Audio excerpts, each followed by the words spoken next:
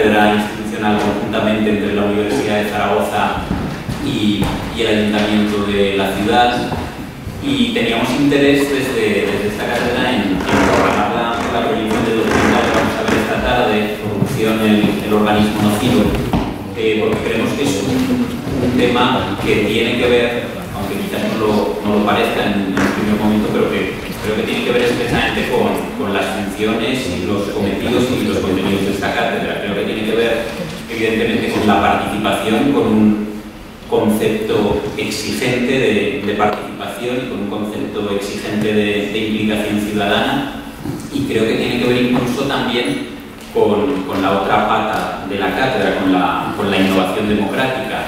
En esta cátedra hacemos distintas actividades. Por ejemplo, tenemos programada una para el 9 de abril en la Facultad de Derecho sobre inteligencia artificial y democracia, es decir, cuestiones que tienen que ver, parece, más estrechamente con eso de la innovación democrática, pero yo creo que antes que hablar de esas cuestiones hay que empezar por la base, ¿no? Y yo creo que quizás hoy en día lo más innovador desde un punto de vista democrático es consolidar nuestro Estado de Derecho y consolidar también una visión de la decencia pública, ¿no? Yo creo que todo eso está reflejado en el documental que vamos a ver esta tarde. Yo tuve oportunidad de verlo hace un año aproximadamente, o iba a ser la segunda vez que lo vea, y sin adelantar nada, sí que quiero adelantar que es un documental duro, es un documental que te deja con mal cuerpo, ¿no? Es un documental que casi tendría que tener ese aviso que se hacía antes a veces de que las imágenes pueden dañar la sensibilidad del espectador, ¿no? Es un documental duro de cosas que han pasado en nuestro país y que evidentemente tenemos que desterrar, ¿no? Y tratar de evitarlas y de que desaparezcan del panorama público. También creo que algunos de vosotros sois alumnos del grupo de Eva Sainz y de Francisco Palacios. Creo que tenéis una lista por ahí, pero de todas formas me ha dado Francisco Palacios una lista que hay allí en esa mesa a la salida para que cuando salgáis firméis y pongáis vuestro DNI.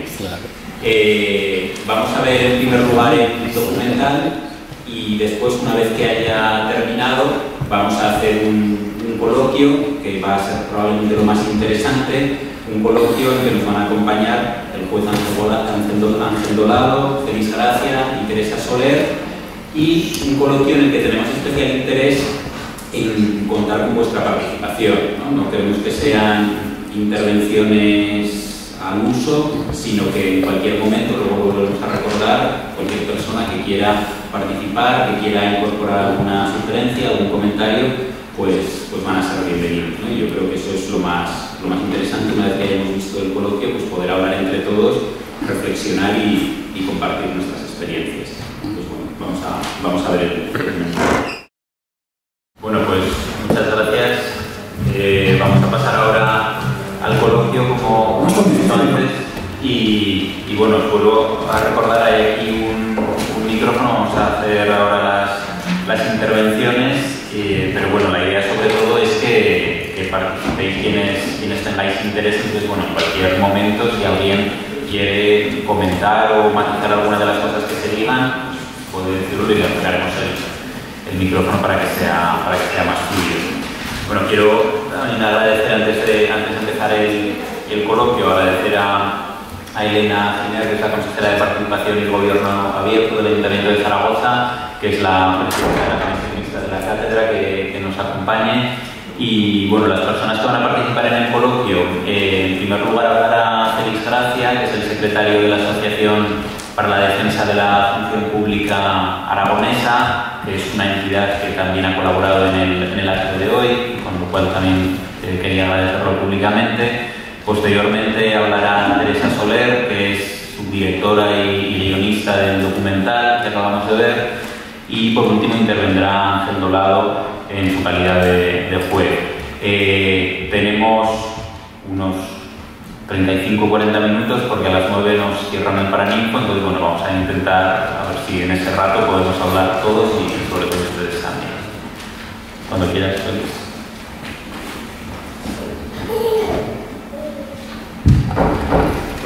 Muchas por organizar este acto, por invitarnos a participar en él, a los miembros de la Asociación para la Defensa de la Función Pública.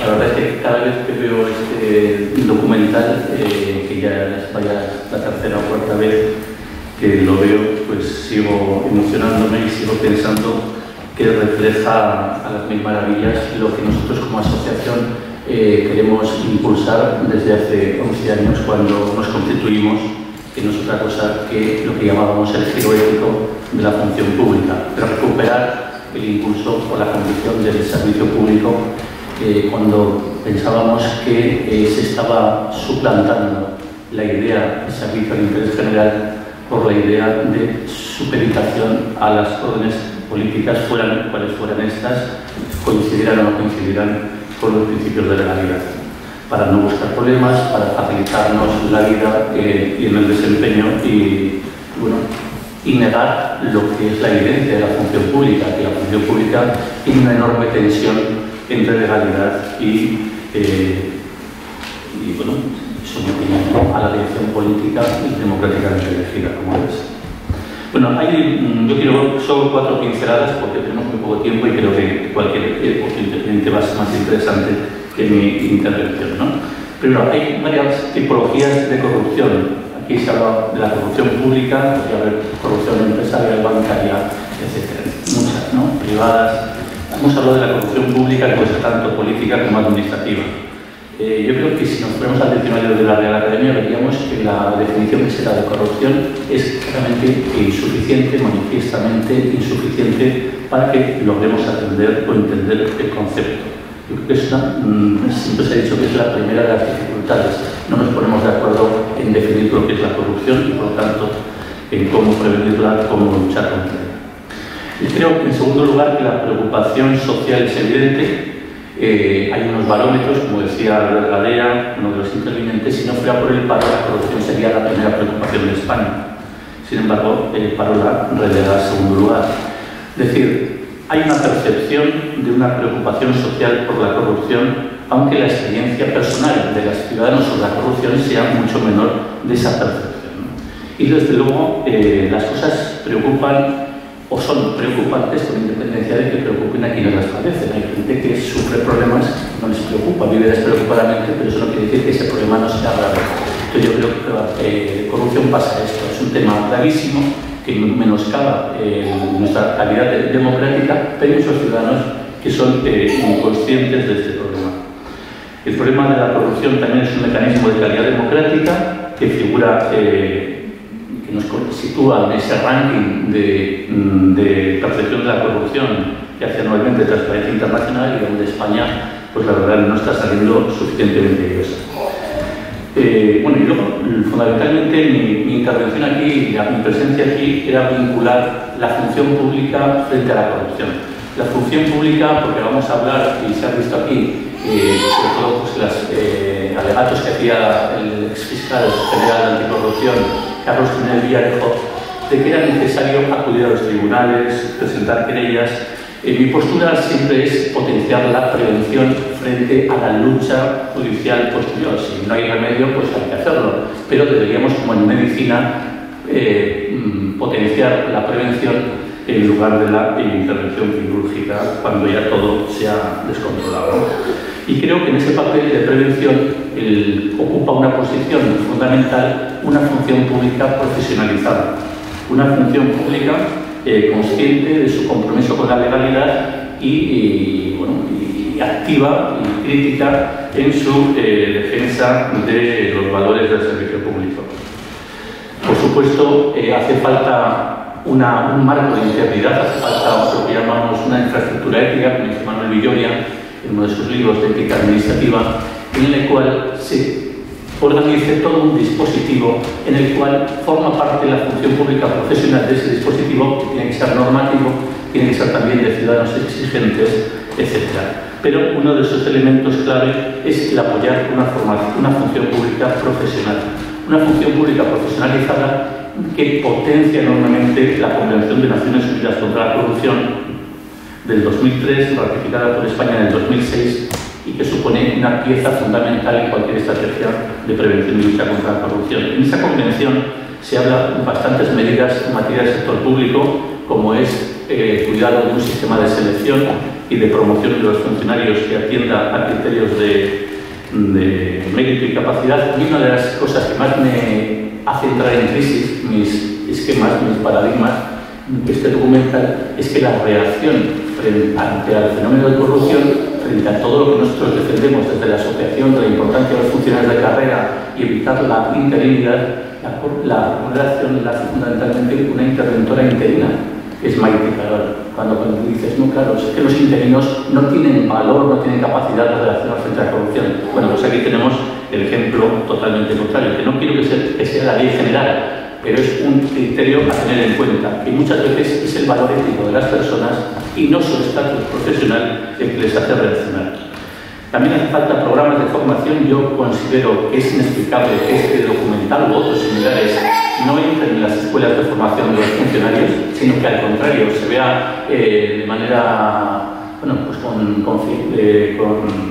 reticencia, ¿no?, a que este tipo de herramientas pedagógicas se utilicen para reforzar el compromiso ético de los funcionarios. Y bueno, creo que es fundamental, y se ha hecho mucho hincapié en el documental, y yo creo que es una pieza clave en cualquier estrategia, que lo que hay que potenciar son los mecanismos de denuncia o de alerta ética, lo que en el mundo anglosajón se llama el whistleblowing.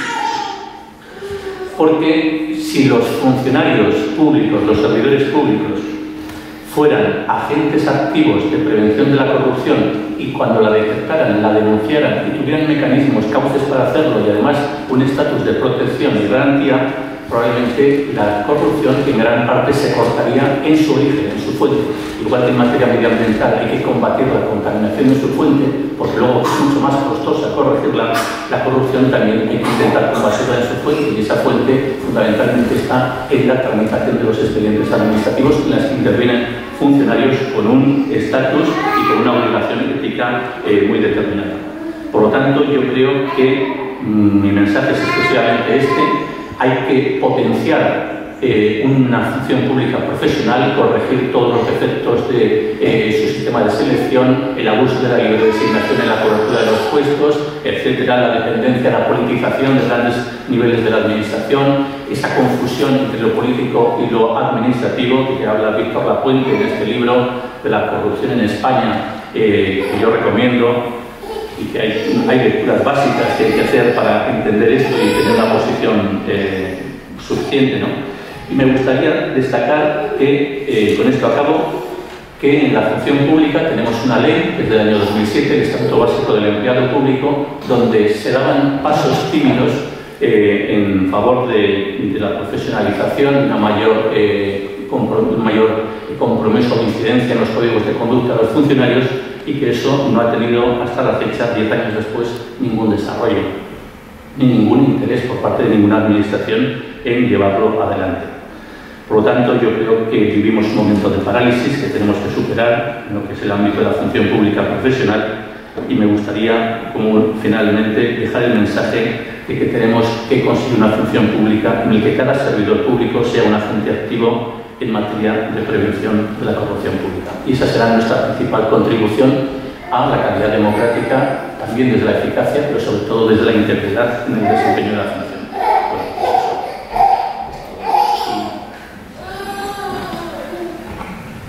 Bueno, pues muchas gracias, Félix, y le paso el micrófono a Teresa. Literalmente me lo pasas. Bueno, pues buenas tardes. Muchísimas gracias por estar aquí con el frío, la lluvia, el cierzo. Bueno, yo he venido de Barcelona, así que tampoco he hecho poco esfuerzo también. Y estoy encantada de agradecer a la Cátedra de Participación e Innovación Ciudadana que haya organizado esta proyección, porque sin el trabajo de entidades, instituciones, universidades, pues el trabajo de ellos mío no podría trascender. Yo puedo hacer un documental, pero luego necesito de esa colaboración. Y si ahora hablaba de que necesita la colaboración de los jueces, pues yo necesito la colaboración de ese entorno social que me ayude a que el documental y mi trabajo trascienda. Lo otro que necesito es público, por tanto, encantada de teneros aquí. No se me da muy bien hablar en público, ya lo estáis viendo. ni todo lo que tenía que decir sobre todo lo he hecho con el documental, pero sí me gustaría remarcar algunos mensajes importantes. Hoy, por ejemplo, que vengo franqueada de un juez, de un profesor de Derecho y de un funcionario, pues quiero dejar muy claro que para nosotros, sobre todo con el documental, lo que hemos querido remarcar es que la lucha contra la corrupción no es, bajo nuestro prisma, un combate político ni judicial. Es fundamentalmente un combate cultural, ético y pedagógico.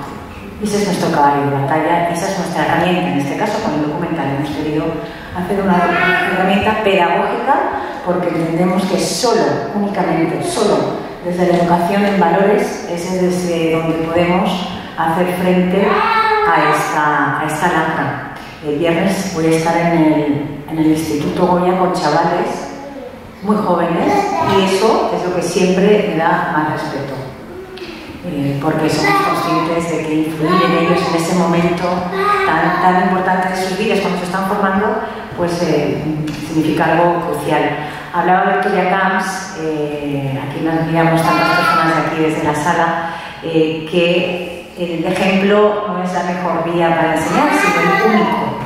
Así que esperamos que estas personas que habéis visto en el documental, estos funcionarios, estas personas, sean un referente para vosotros y que en algún momento de vuestra vida algo de lo que ellos hacen o cuentan en el documental os sirva como palanca, os sirva como reforzamiento, os sirva como ejemplo, os sirva. Es la única cuestión que nos planteamos cuando hacemos un trabajo de este tipo, que sirva, que trascienda.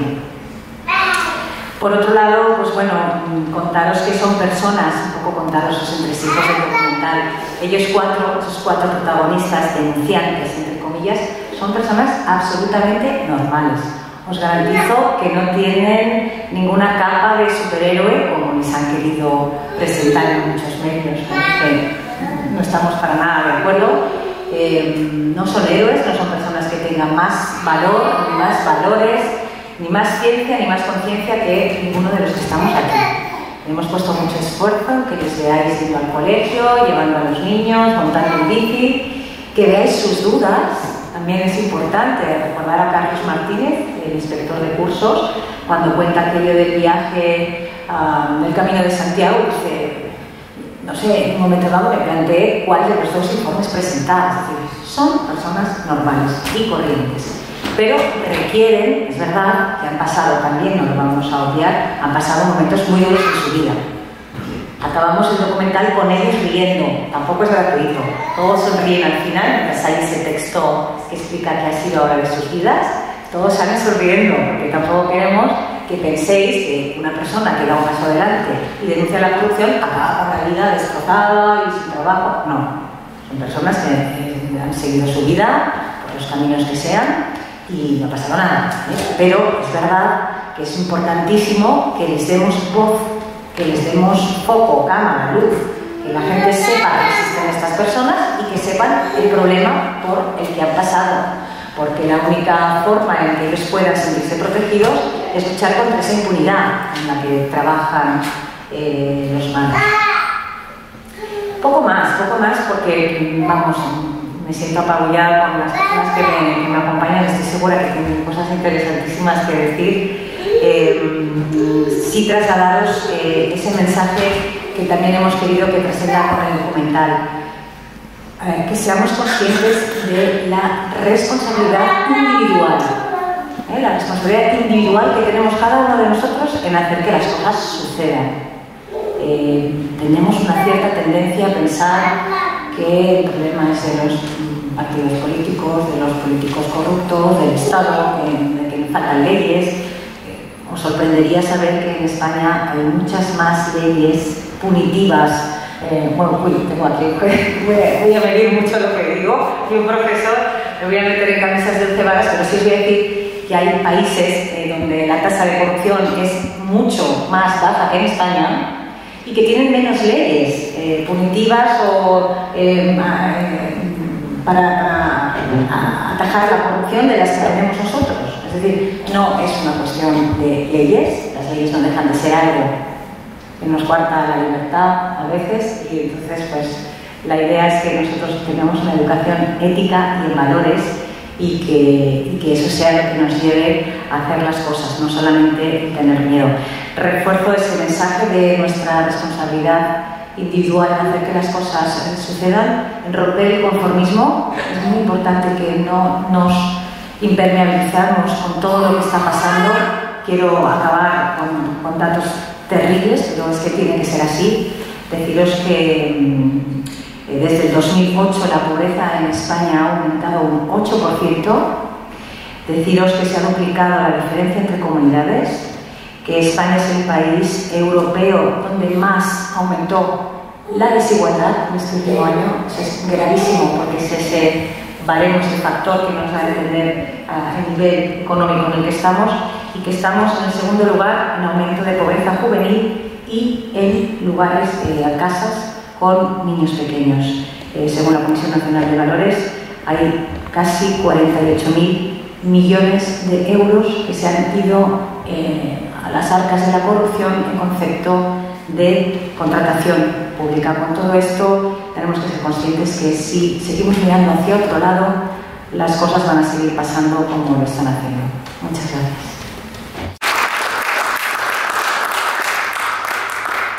Muchas gracias. Por otro lado, va a intervenir ahora. Bien, muchas gracias. Aunque sea tarde, soy un opositor porque he hecho 3 oposiciones. Intentaré que mi mensaje cale en estos pocos 10 o 15 minutos que tengo. La tesis que voy a intentar defender en estos momentos es que es básico, por un lado, garantizar la separación de poderes y la independencia judicial, que está seriamente en estos momentos atacadas por lo que son las instituciones que tenemos, que en estos momentos depende única y exclusivamente de lo que el Poder Legislativo y el Poder Ejecutivo quiera hacer para defender esa independencia del Poder Judicial y para que sea eficaz, y solamente está en manos de los legislativos y de los ejecutivos que esos medios que necesitamos los tengamos en el día a día. Mira, yo hasta hace un año representaba a un colectivo de jueces decanos que nos reunimos cada año, 50, hemos sido elegidos democráticamente por nuestros compañeros y representamos un colectivo de 2.500, más o menos la mitad de la carrera judicial. Entre el 2014 y el 2015 presentamos a nuestros parlamentarios 58 propuestas de regeneración democrática y visos de que esto se pudiese mejorar. Algunas de ellas no requerían ni presupuesto, bastaba simplemente con un par de artículos modificando la ley del indulto, los aforamientos. Os he de decir que de las 58 medidas, solamente 2 en el año 2015 prosperaron. Uno, la creación de la Oficina de Recuperación de Activos, que ha recaudado 9 millones en este periodo de tiempo del 15 hasta ahora, que no está mal, ¿no? Pero por lo que se nos han llevado es muy poco. Y en segundo lugar, con la consideración del delito, la financiación ilícita de los partidos políticos, por ejemplo. ¿Vale? Pero todas las demás que conllevaban la modificación de los aforamientos, limitándolos prácticamente a 2 en todo el Estado, la ley del indulto, porque aquí se ha dicho, es verdad, que se genera el concepto de impunidad, por lo que nos cuesta sentar en el banquillo a las personas corruptas y corruptoras, posteriormente condenándolas, y se puede cerrar el círculo a través del indulto. Le pedimos al ministro de Justicia en su momento que cambiase un solo artículo del Código Penal donde se dijese: no se suspende la condena aunque haya recursos pendientes, ni se podrá dar el indulto en estos supuestos. No se nos hizo absolutamente ningún caso. Nosotros como jueces estamos en contra precisamente de que se concedan indultos para este tipo de delitos, porque cuando hablamos de delitos de corrupción abarcamos a todo el espectro que hemos oído, de cohecho, de prevaricación, de malversación, de desacciones ilegales, de todo tipo. Y la presión mediática que se ejerció en el 2015 y anteriormente contra Ruiz Gallardón, donde había más de 100 y de 200 indultos, sí que ha cuajado. Fijaros, en este año, en 2017, solamente se han concedido 27 indultos. Pues bien, en algunos casos ha sido también a favor de funcionarios públicos y en materia de corrupción política o corrupción funcionarial. Y esto realmente no lo queremos.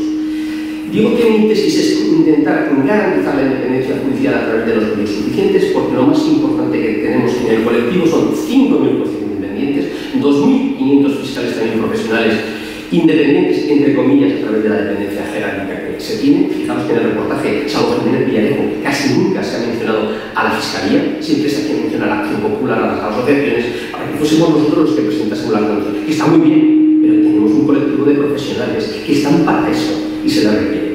El Consejo de Europa la semana pasada cuestionaba los esfuerzos de España en la lucha contra la corrupción, aparte de estas medidas que no se han adoptado, porque exigen claramente que el Consejo General del Poder Judicial, que es la imagen que todos ustedes tienen de nosotros, aparte de las sentencias, no da claramente la imagen de independencia, y eso lo sabemos desde el año 85 en adelante, y cada año vamos a peor. Se ha claramente bloqueado la despolitización del Consejo a través de una reforma que estamos potenciando todos los jueces, indicando que los jueces que formen parte del Consejo tienen que ser elegidos por los jueces, entre los jueces a través de un juez un voto.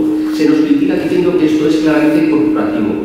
Y eso no es cierto. Los jueces que tenemos ahora en España son de todo tipo y condición. No tienen nada que ver con los del año 78. No son los derivados de los hijos del franquismo. Somos hijos, muchos de nosotros, de trabajadores.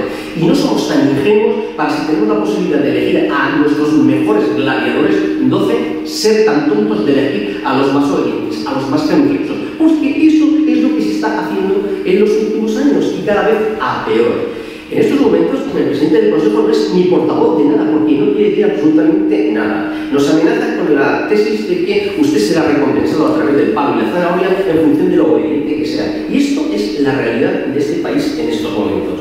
Los jueces estamos en contra de las puertas giratorias, tanto de la política como de los jueces que van y vienen, porque la imagen que se da de la politización cuando un juez vuelve a la judicatura es horrorosa, porque me da igual que pueda ejercer sus juicios en materia de robos, de asesinatos con normalidad, pero la imagen que se genera cuando llegan delitos de esta naturaleza es absolutamente nefasta. Estamos totalmente en contra. Estamos en contra que hay algunos magistrados elegidos por los parlamentos autonómicos y son los que posteriormente visan muchas de las querellas de los aforados de los territorios. Y esto, como pueden imaginarse, en muchas ocasiones, si 5 magistrados, 2 han sido elegidos por los parlamentos autonómicos, el presidente del Tribunal Superior lo ha elegido un Consejo General del Poder Judicial no independiente, ¿qué nos queda? Pues que algunos acusados con un 3 a 2 en votación podrían ser objetos de absolución.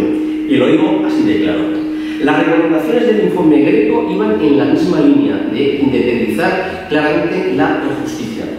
España, en un informe del 22 de febrero, ha obtenido el peor resultado en el ranking de corrupción en materia de transparencia según Transparencia Internacional. De 180 países, España ocupaba el 47. Y se hacía mención que el primero de todos era Uruguay, y se mencionaba a varios políticos, lo mismo que en Finlandia, que se salía detectaba una mentira en tesis doctorales, y al día siguiente su propio partido había exigido la dimisión. En contra estaba el régimen de Venezuela, que claramente todo el Ejecutivo domina al Judicial y domina al Legislativo, como hemos visto recientemente. Se ha dicho que hay suficientes leyes. Aquí algo se ha visto claramente. No hay nada peor que el miedo. Y hemos visto el miedo de unos valientes, de los que han denunciado dentro de las propias administraciones locales, pero no hay en España una ley integral de lucha contra la corrupción y de protección de los denunciantes. Tenemos una vieja ley de protección de testigos del año 94 que lo único que sirve es prácticamente para poner en clave el nombre de la garganta profunda, pero nada más. El Estado no garantiza lo que había hecho con el Villarejo, pues que en un momento determinado puedas tener un reconocimiento económico para poderte mantener incluso fuera de tu ciudad, para que solamente aboques a la testificar cuando te llamen los jueces, pero que estés totalmente protegido. Vamos, lo que vemos en las películas americanas. Nada de esto se ha realizado. En estos momentos también estamos intentando que haya una modificación del estatuto del Ministerio Fiscal. Yo abogo porque un fiscal sea claramente independiente, que no sea elegido por el Poder Ejecutivo, sino en este caso sí que potenciaría que fuese elegido por un periodo de 5 años por todas las Cortes Nacionales. Pero a partir de ese momento no debe rendir cuentas en absoluto al Poder Ejecutivo, porque si no estamos igualmente vendidos. Les he dicho la teoría del miedo. No hay nada también peor para un juez que su propio miedo. El miedo que le puede generar la no suficiencia económica de nuestras retribuciones, que también se informa a través del Consejo de Europa que tenemos que estar suficientemente bien pagados para evitar precisamente posibilidades de sobornos. Y el peor miedo es el que se ha descrito a través de los funcionarios, pero llevado a cabo en los propios jueces. Miren, en el año 2010, Jiménez Villarejo fue premonitorio. Redactó un artículo periodístico muy corto que titulaba precisamente La ofensiva de los corruptos. La ofensiva de los corruptos en aquellos momentos se dirigía con 3 querellas concatenadas contra el juez Garzón, sabiendo que si no era por la primera, la de los cursos en el Banco de Santander, si no era por la segunda, por la de la memoria histórica, sería por la tercera, la de las intervenciones telefónicas en el caso de la Gürtel, entre los abogados que estaban asistiendo a los detenidos en la Gürtel, por una u otra caería. El juez Garzón ha sido el máximo valladar entre todos nosotros de lo que en los años del terrorismo y del narcotráfico, que hay que situarlo en torno a los años 90, cuando yo entré en la judicatura y precisamente aprobé los casos de judicaturas de jueces fiscales con el juez Garzón, es precisamente una de las primeras lanzas de este país, porque no tenía miedo y estaba protegido. ¿Qué ocurre? Si cuando vemos a nuestro primer espada, entre comillas, por lo menos desde el punto de vista mediático, porque Garzón tiene tantos amigos como enemigos, y por eso también cayó. Desde el momento en que los jueces de a pie, de calle, vemos que un juez como Garzón se lo carga en la carrera judicial por haber cometido, porque se lo ha dicho el Tribunal Supremo, un delito de prevaricación, que es la peor de las actuaciones de un juez, dictar una resolución a sabiendas de que es injusto, cuando eso no era así. El tema de las intervenciones telefónicas, que ahora se ha corregido en la ley de enjuiciamiento criminal, se establecía, es cierto, que solamente se podían hacer en instituciones penitenciarias en delitos de terrorismo. Pero en cambio se habían abierto abanicos en otra serie de procedimientos que no fueron contra los jueces que habían decretado esas intervenciones telefónicas, mientras que sí fueron contra el juez Garzón. La Fiscalía avaló esas intervenciones telefónicas en esos casos. Pues dio igual, la sentencia fue por unanimidad y fue condenatoria, y hay que respetar las resoluciones judiciales. No lo voy a decir yo, que soy un juez claramente en ejercicio. Ahora bien, y ahí estamos en cómo se configuran los tribunales superiores, empezando por los de los territorios, comunidades autónomas. Me voy a arriesgar también por audiencias provinciales, sobre todo de su presidencia, y por los magistrados del Tribunal Supremo. ¿Qué ocurre? Que vamos a ser tan ingenuos que están accediendo a estas magistraturas los mejores de la carrera judicial. Error, graso error. Se están catapultando generalmente todos aquellos jueces que bien vía asociaciones de jueces, vía amigos de políticos, se encuentran, y lo digo así claramente, a las más altas jerarquías de la magistratura. Y esto claramente hay que combatirlo. ¿Cómo? A través de un sistema de mérito y oposición, y que los mejores vayan a esas altas jerarquías de los tribunales. Porque no estoy hablando del Tribunal Constitucional, que todo el mundo sabemos que es un tribunal claramente político, y así lo admitimos. Hoy mismo hay una sentencia del Tribunal Constitucional en que avala toda la enseñanza privada a través de las subvenciones, aunque se arreglen por sexos y demás. Bueno, es el constitucional que tenemos en estos momentos, y es la 11, que es la ley que tenemos en estos momentos y que podrá ser modificada en aquellos casos en los cuales haya pues una mayoría parlamentaria diferente. Pero esto no lo puedo admitir del Tribunal Supremo. Si yo ya empiezo a desconfiar de mi Tribunal Supremo como juez ejerciente, algo está fallando. Y realmente yo no tengo plenas garantías de que en determinados casos los magistrados del Tribunal Supremo no se rigen con unos criterios distintos a los que deben ser.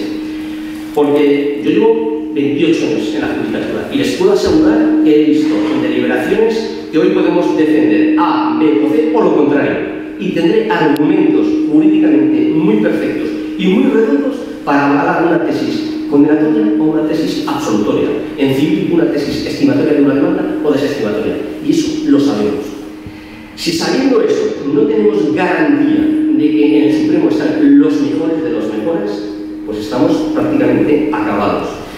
Y eso los jueces en España lo intentamos combatir. ¿Cómo? Con medidas técnicas. Con medidas técnicas. Pero les he dicho, de 58 solo se han estimado en la reforma del 2015, porque tenemos una parálisis legislativa desde el 2015 en adelante, porque prácticamente desde las últimas elecciones nada sale, ni por mayoría cualificada ni por mayoría simple. O sea, tenemos desde el 2015 que hubo más de 50 leyes orgánicas de reforma del Código Penal, de la Ley de Procedimiento Criminal y demás. Prácticamente estamos desde el 2015 hasta ahora igual. La ley del indulto, les acabo de comentar, también debería ser objeto de reforma. Tampoco lo ha sido.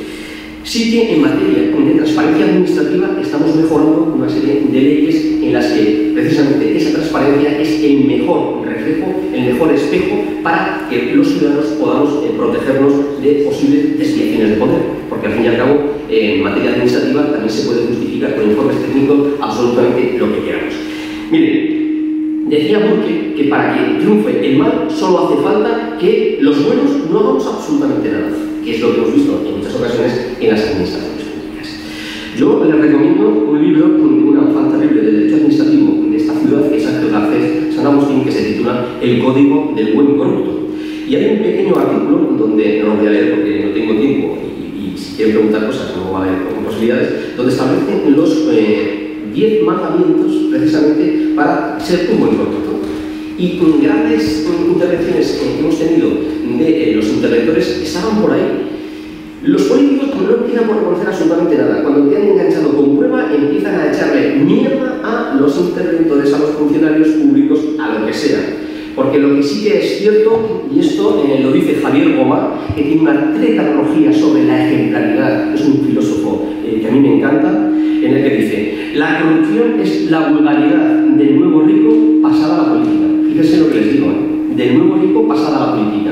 Porque en este país nos estaba acostumbrando que los que tenían dinero durante el viejo régimen, posteriormente los hijos han seguido ejerciendo igualmente en determinadas profesiones. Pero ahora bien, que los nuevos políticos, aquellos que entendemos que tienen que ser independientes, se puedan ver igualmente mediatizados por la misma vulgaridad de la corrupción política, eso es lo que a mí me preocupa. Y espero que no sea así a través pues, de los nuevos sistemas que estamos viendo en la política. Decía Antonio Laborda, que es el anterior presidente de la Cámara de Cuentas, que ha habido connivencia y permisividad en la corrupción en nuestra sociedad. Y es cierto, lo hemos visto en varios ejemplos. Pero también les he de decir que hay muchos actos de valentía, como todos los ciudadanos que han intervenido en el reportaje, que nos hace tener esperanza. Yo sigo confiando también en la carrera judicial, en la carrera fiscal, pero para eso necesitamos claramente que los sistemas empoderen a los funcionarios públicos independientes y que cualquier sospecha de parcialidad derivada de los partidos políticos a través de los jueces o de los fiscales desaparezca. Por eso, y no me da tiempo, pero las puertas giratorias son un flaco favor que tenemos en este país. Mire, yo respeto que el juez fiscal que se quiera ir a la función pública, a la política, lo haga. Pero está contaminado porque la imagen que va a dar cuando retorne es claramente la que haya gritado en cualquier partido político. Me da igual el que sea. En esto no voy a hacer distingos, ¿no? En fin, yo tengo esperanzas todavía porque tengo unos datos de este último año del Consejo General del Poder Judicial en relación precisamente a los casos de corrupción. Ha habido 411 acusados que han sido juzgados en 97 causas, que hay más de 1000 causas abiertas. 123 sentencias, de las cuales el 74% han sido condenatorias. Por lo tanto, es importante seguir creyendo en la independencia del Poder Judicial. Hoy el Poder Judicial no tiene nada que ver en cuanto a sus formas extractivas, porque son gente como vosotros, estudiantes, que vienen también de clases trabajadoras de todo tipo y condición. Ahora, eso sí, hay que ser los mejores y hay que demostrarlo a través del sistema oposición, que es lo que actualmente tenemos mientras no se tenga nada. En fin, yo lo único que quiero es que confíen en los jueces, confíen en los fiscales, pero lo más importante, la independencia también deriva en muchas ocasiones de la independencia económica. Les anticipo que en España va a haber una huelga de la judicatura el 22 de mayo. Y dirán, ¿por qué? También es por dinero. Porque si no nos garantizamos la independencia económica, podemos ser muy permisivos a aceptar otro tipo de trabajo que condicionen claramente el trabajo de todos nosotros. Pero lo más importante, lo que queremos claramente es un Consejo General del Poder Judicial que esté totalmente ajeno a la política. Y reivindicamos en 12 jueces que son elegidos en el Consejo General del Poder Judicial a través de la tesis que mantenemos los jueces. Un juez, un voto.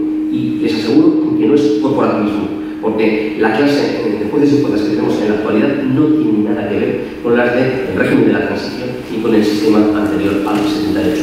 Hay que seguir confiando en la clase judicial, en la clase fiscal, pero para eso tenemos que reforzarnos, tenemos que empoderarnos, tienen que tener una independencia económica superior a la que tenemos en estos momentos, y con esto ya concluyo. Muchas gracias.